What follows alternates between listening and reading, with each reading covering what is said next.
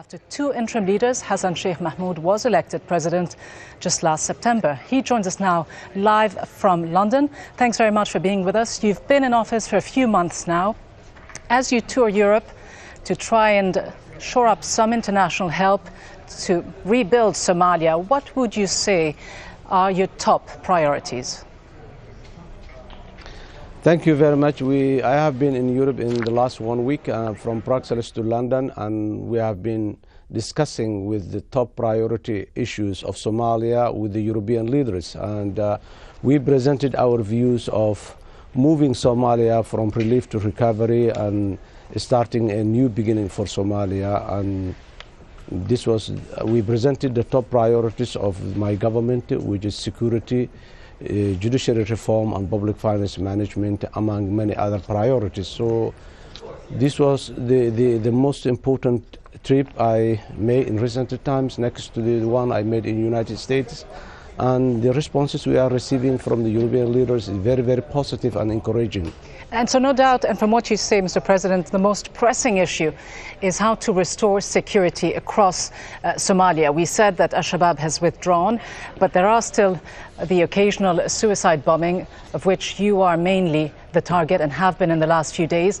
But beyond that, your government doesn't control very important, very large chunks of the territory. In central Somalia, in southern Somalia, you do not control, for example, Kismayo or Puntland or Somaliland. How effective can your government be with such limited control over your own territory? In the last 22 years, this is the only time that the Somali government is trying to go and control parts of Somalia. Somali governments in the past, particularly the transitional governments, mainly remained in Mogadishu. This is a time we are moving outside Mogadishu. Many areas have been taken over from Shabaab, and more are in the process. We are now consolidating those areas that has been recovered from Shabaab, but soon our plans are soon there will not be a front that Shabaab controls. But the other issue that you said, the roadside bombs, suicide bombs, this will continue for some time. It's not something that will end soon. But Shabaab is militarily defeated. Their control and command is disrupted. Their source of income has been closed. So we are in a far, far better position than any other government in Somalia has been in a very short period of less than 5 months. You say you're in a better position, but of course that is with the help of African troops. Don't you perhaps need to look, as many people have suggested, at a long-term solution, perhaps a process of reconciliation in order to bring all of these different regions under your own central command? Yes, you're right. This has been done with the help of the African forces in Somalia, but these African forces in Somalia has been there in Somalia for almost 8 years now, so they are not coming now. This is the time they got a local effective partner government that represents that vision. And on the other hand, our strategy is not based only on the war front. We are mobilizing the society, and we are working on two parallel lines of reconciliation. One is political reconciliation and the other one is social reconciliation. That is also underway. It's not the military operations that we are working only. And you've often said that one of your top priorities is to strengthen the justice system, the judiciary.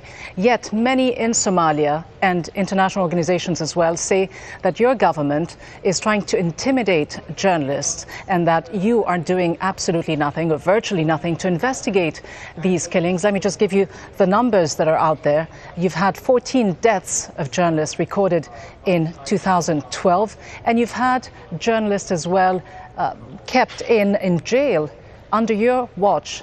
One still is in jail today for reporting on sexual crimes against women. Another one was in jail for a few weeks. How do you explain this? First of all, one has to realize that Somalia has been without a functioning state institutions for over 22 years. We are in office for 5 months only. I know in the history of Somalia, Mogadishu has been the most secure place in the African continent. And I remember when our ladies were moving in the streets freely without any hazard. I'm very much disappointed today the histories that are going on in Somalia. But the realities in the ground sometimes dictate that we cannot do whatever we want. This case is a very unique one. I'm very much disappointed and I'm sorry. I don't have the the details to let you know now, but what I know is that we have a legal system. It's weak, there is an issue of capacity, it's new, but even then with that weak system, I'm an elected president and I don't have the right to interfere the judiciary system. What can do today, I'm in England, what I'm in UK, what David Cameron can do in a court case, what Her Majesty can do in a court case. The same, I just want to wait what the results are. If the results of the courts are not satisfied, there are so many other ways that we can review and we can, but for me, I'm not very happy, and I have a track record on the case of the human rights, on the case of women development. My government is the only government so far that have proven that it's very much interested and very much committed to promote women, let alone rape or any violence.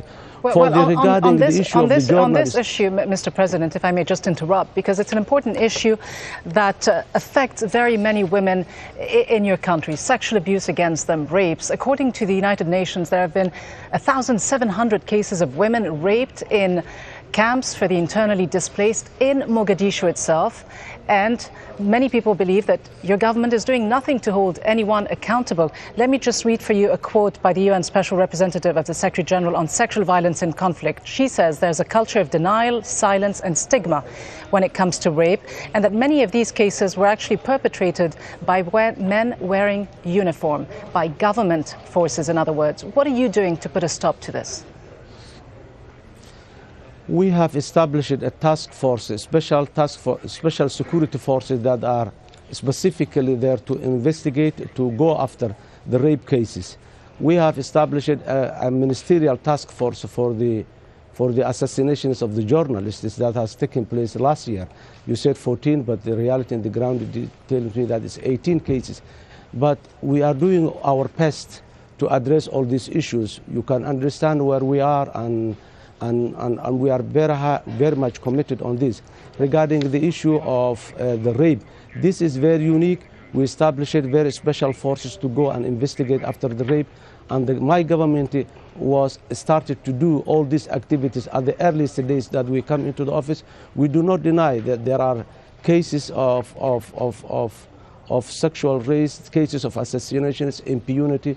All this was there before we come, but Mr. President, but the question is, and very briefly, if I may, and forgive me again to interrupt you, there is the case today of an alleged rape victim who's been charged and is sitting in jail for, quote, offending the honor of a state institution, and she could stay in jail for 9 years.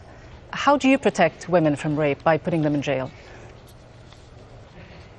I'm not putting women in jail, and I'm not happy women to be in jail. I'm very known, and Somalia and the rest of the world knows my position in women. But as I told you earlier, I cannot interfere cases that are going in the court. I have no right to do that. There are power separation in the new Somalia, and the culture we are going to develop is not to interfere the courts. Of course, there are weaknesses. There can be weaknesses in a country that has been without functioning state for 22 years. We are going to remedify whatever mistakes in place. But my interference to the judiciary system does not help to solve the problem. The problem is setting up the institutions, reviewing. If there are mistakes, we rectify. But me to interfere in the justice system will never help the rule of law in Somalia.